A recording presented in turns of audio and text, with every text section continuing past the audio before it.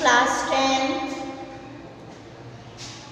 10 हम लोग 13.3 एक्सरसाइज पढ़ रहे थे और हमारा क्वेश्चन नंबर 6 तक कंप्लीट हो गया था।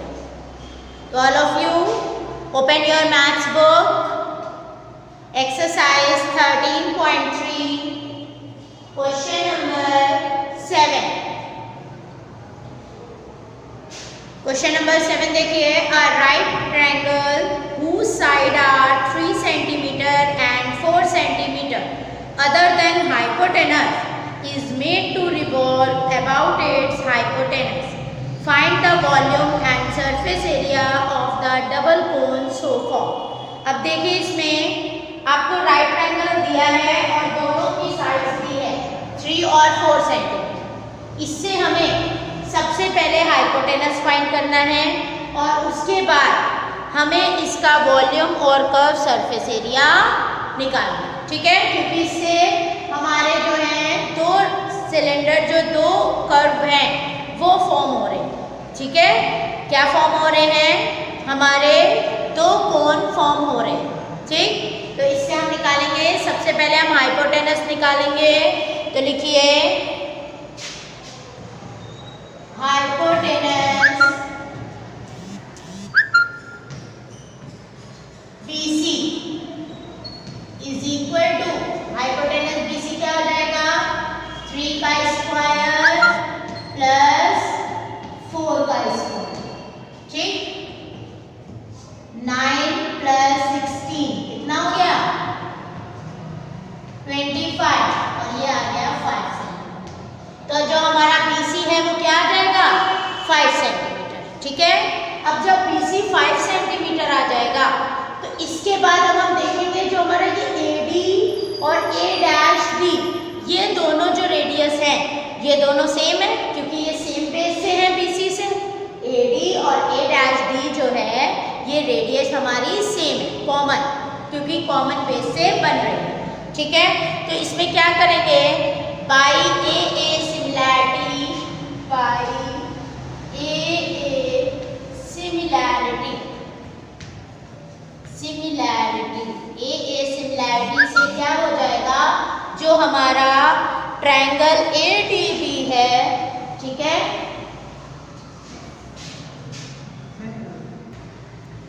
तो देखिए बाई AA सिमिलैरिटी क्या हो जाएगा?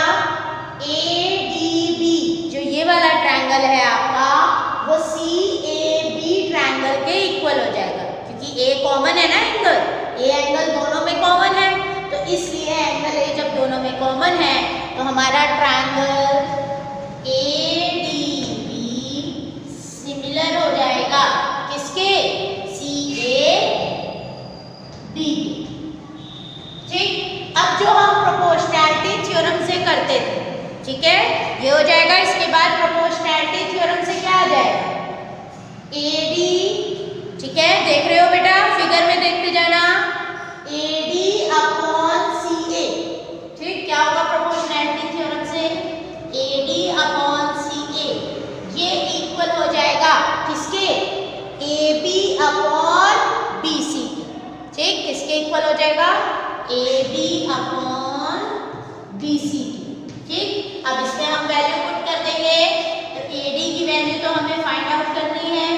CA कितना दिया है? 4 सेंटीमीटर। AB दिया है हमें 3 और ये दिया है 5, ठीक। तो इससे हम AD की वैल्यू फाइंड कर लेंगे। तो AD क्या आ जाएगा हमारा? तो देखिए बेटा, जब हमने वैल्यू पुट कर ली, अब AD की वैल्यू क्या आ जाएगी? 12/5, ठीक है। AD की वैल्यू 12/5 आ गई। अब नेक्स्ट हम क्या करेंगे?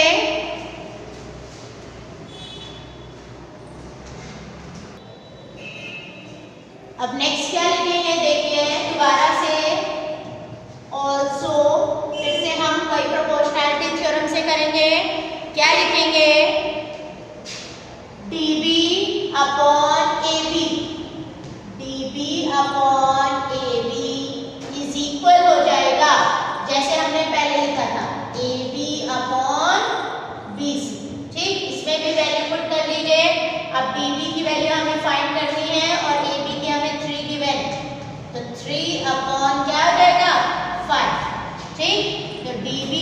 आ गई 3 3 9 अपॉन 5 सेंटीमीटर। अब जब हमें dB की वैल्यू पता लग गई ना, अब dB की वैल्यू हमारी आ गई 9/5 सेंटीमीटर, तो CD कैसे निकलेगा? यहाँ देखिए dB की हमें 9/5 पता लग गई और BC हमें पूरा पता है, तो CD कैसे निकलेगा? CD इज इक्वल टू हो जाएगा BC माइनस BD, यही होएगा। BC है 5 माइनस 9/5, तो जो हमारा आंसर आएगा वो आ जाएगा हमारा 25 माइनस 9, तो आ गया 16/5 सेंटीमीटर। तो हमारी CD की वैल्यू आ गई 16/5 और DB की वैल्यू आ गई 9/5, मतलब ये 9/5 और ये 16/5। अब एक बार हम इस ट्रायंगल से, एक बार इस ट्रायंगल से, इन दोनों से हम हाइट फाइंड करेंगे, ठीक है। जब वॉल्यूम लिखेंगे पाई r² h, तो r तो सेम रहेगा हमारा, जो हमारा r कितना गिवन है 12/5, r हमारा सेम रहेगा, लेकिन जो हमारी हाइट है वो दोनों सिलेंडर में चेंज हो जाएगी, ठीक है। अब जब हाइट चेंज हो जाएगी दोनों, क्योंकि दो कोण दिए, तो दो कोण से वॉल्यूम से हाइट हम चेंज कर देंगे, ठीक। अब आगे देखिए, अब आगे देखिए, volume of the double cone, volume of the double cone. अब डबल कोन का वॉल्यूम निकालना है, तो क्या लिखेंगे? 1/3 पाई r²h, यही होता है ना। तो पाई की वैल्यू हम पाई ही रहने देंगे, ठीक है, या फिर आप 22/7 रख के कर लीजिए। 22/7 इंटू r² की वैल्यू हो गई 12/5, ठीक है। r की वैल्यू आपकी कितनी आ गई 12/5 इंटू h की वैल्यू एक बार हम रखेंगे 9/5 और दूसरी बार वाले में 16/5, तो 9/5, ठीक। ये आपका एक का प्लस, अब दूसरे का भी लिखना है 1/3 22/7, ठीक। यहाँ पर नीचे लिख दे रहे हैं मल्टीप्लाई 12/5 r² की वैल्यू इंटू h की वैल्यू आ जाएगी 16/ कितना आएगा 5, ठीक। अब हम क्या करेंगे इसमें, क्योंकि हमारा 1/3 पाई r² ये सेम है, तो 1/3 पाई r² जो सेम है उसको हम सेम रख लेंगे पाई r², ठीक है। ये तो हमने सेम रख लिया और अंदर हमारा आ जाएगा 9/5 प्लस 16/5, 9/5 प्लस 16/5, कितना है आंसर आपका 1/3 इंटू 22/7 इंटू 12/5 का होल स्क्वायर, चाहे इसको दो बार बोल दीजिए और इधर आपका आंसर आ जाएगा 25/5। इट मीन्स क्या आ जाएगा 5। अब आप जब इसको सॉल्व कर लेंगे तो आपका आंसर आएगा 1/3 इंटू 22/7 इंटू 144/5 25 इंटू 5 1 5 और 5 5 25। अब आप इसे कैंसिल करके जो भी जिससे कटेगा उससे आप कैंसिल करेंगे और जब इसे सॉल्व करेंगे तो हमारा आंसर आएगा 30.14। क्या आंसर आएगा 30.14 सेंटीमीटर क्यूब, क्योंकि वॉल्यूम क्यूब में होता है। ये हमारा आंसर आ जाएगा इसे सॉल्व करने का। अब हमें क्या निकालना है इसके आगे, सरफेस एरिया। तो सरफेस एरिया भी डबल कोन का निकलेगा, देखिए कैसे करेंगे। नेक्स्ट आगे देखिए, surface area of the double cone, surface area of the double cone, double cone. अब डबल कोन का क्या हो जाएगा, एक बार लिखेंगे पाई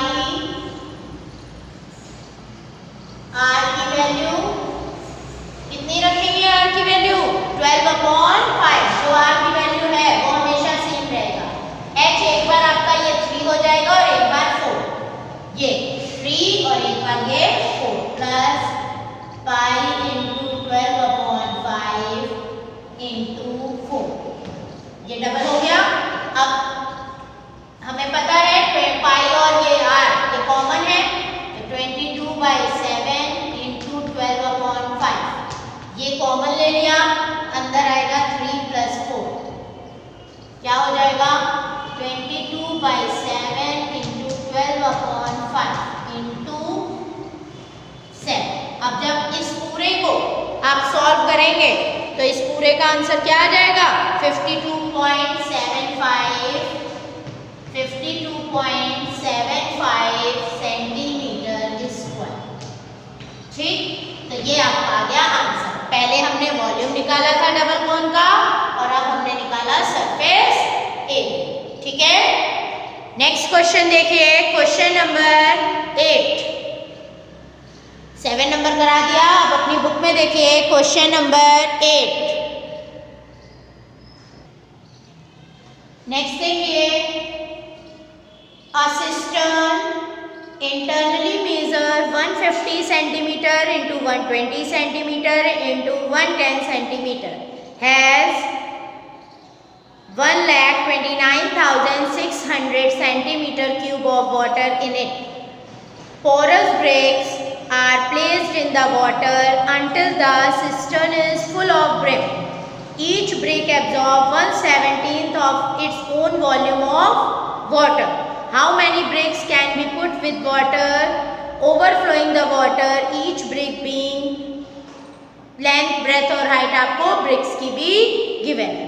तो देखिए हमें क्या दिया है इसमें, सबसे पहले हमें वॉल्यूम ऑफ वाटर इसमें गिवन है। ठीक, तो हम क्या कर देंगे, वॉल्यूम ऑफ सिस्टर्न जो हमें लेंथ, ब्रेथ और हाइट गिवन है उससे निकाल लेंगे और कितना वाटर उसमें फिल होने के लिए रहता है। ठीक, ये हम पहले फाइंड आउट करेंगे दोनों से।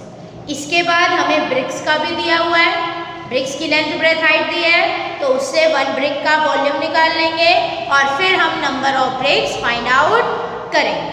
ठीक है, तो देखिए इसमें कैसे करेंगे। सबसे पहले volume of 8 number, volume of cistern. ठीक, वॉल्यूम ऑफ सिस्टर्न्स क्या दिया है 150 इंटू 120 इंटू 110, ये गिवन है आपको। हाँ, यही गिवन है ना, तो इसका जो आंसर आएगा वो आएगा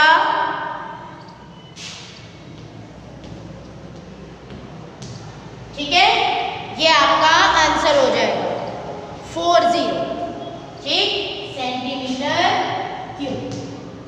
ये आपका वॉल्यूम हो गया। और हमें वाटर कितना गिवन है, वॉल्यूम ऑफ वाटर हमें गिवन है, वॉल्यूम ऑफ वाटर ये हमें कितना गिवन है 1,29,600 ठीक सेंटीमीटर क्यूब, ये गिवन है हमें 1,29,600। अब कितना वाटर फिल करेंगे, क्योंकि वाटर का वॉल्यूम इतना दिया है, सिस्टम का इतना है, तो लिखिए volume of system to be filled, volume of system to be filled. उसको फिल करने में कितना वाटर चाहिए होगा, तो कितना हो जाएगा 198,000 माइनस 600। आप माइनस कर दीजिए, माइनस करने पे आंसर कितना आएगा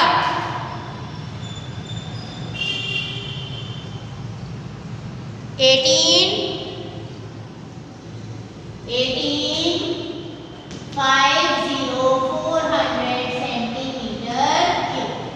ठीक है, ये आपका माइनस करने पे आंसर आएगा। ठीक, अब आगे देखिए,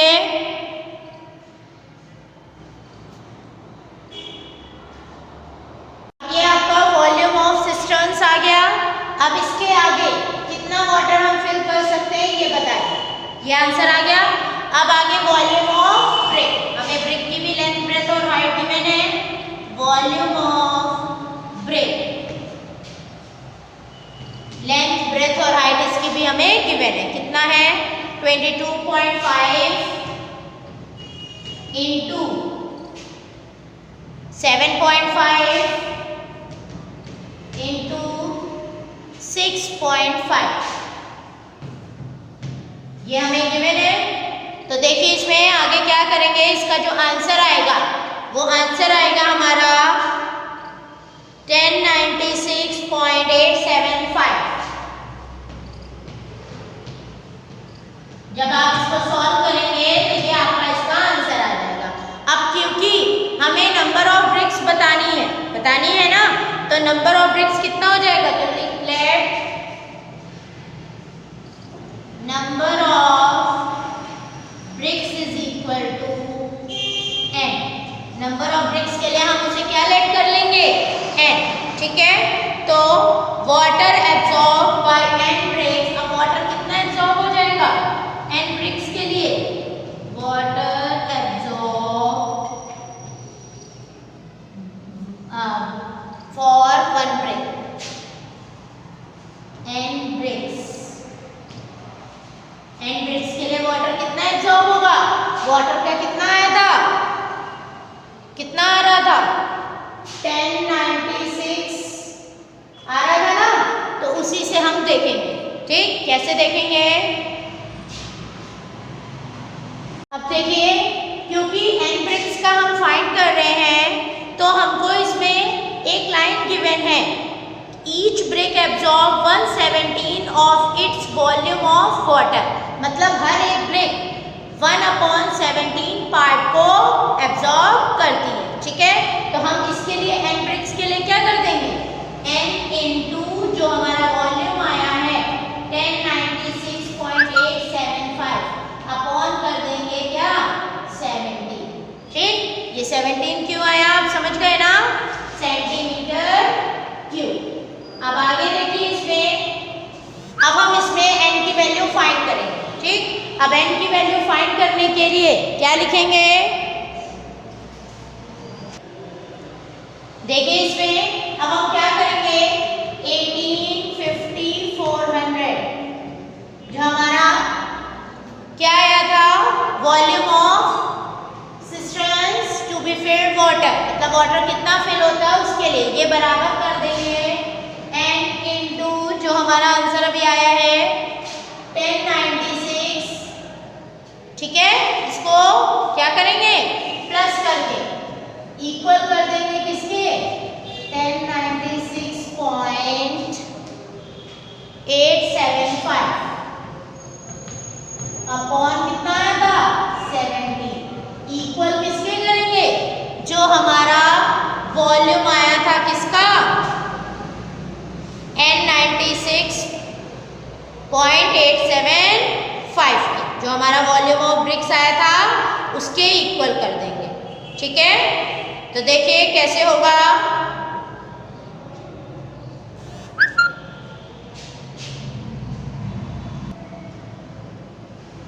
अब देखिए n को इक्वल कर लेंगे, तो जब n इक्वल आएगा तो हमारा आ जाएगा 16/17 n इंटू ये कॉमन आ गया 1096.875 इज इक्वल टू 1850 400।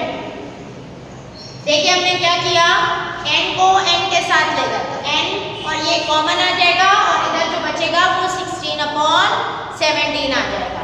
जब ये आंसर आ जाए, अब हम n की वैल्यू जब फाइंड करेंगे 1850 अपॉन में हमारा क्या आ जाएगा, ये जो पॉइंट में गिवन है, ठीक है 1096.875 और ये जो ये गिवन है ये 17 ऊपर आ जाएगा और 16 नीचे।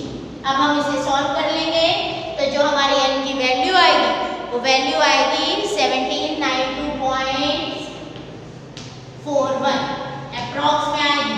तो हम n की वैल्यू क्या लिख देंगे 1792, मतलब अप्रॉक्स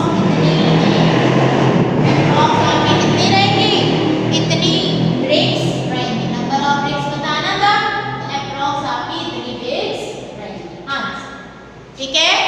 अगर ये दो क्वेश्चन करने में किसी को कोई प्रॉब्लम होती है तो आप मुझे मैसेज करके पूछ सकते हैं। मैंने आपको दो क्वेश्चन 7 और 8 बता दिए हैं, ठीक। आप एक बार क्वेश्चन रीड करके तब सॉल्यूशन करिएगा, ओके, ठीक है बेटा, okay class, thank you, be safe and take care.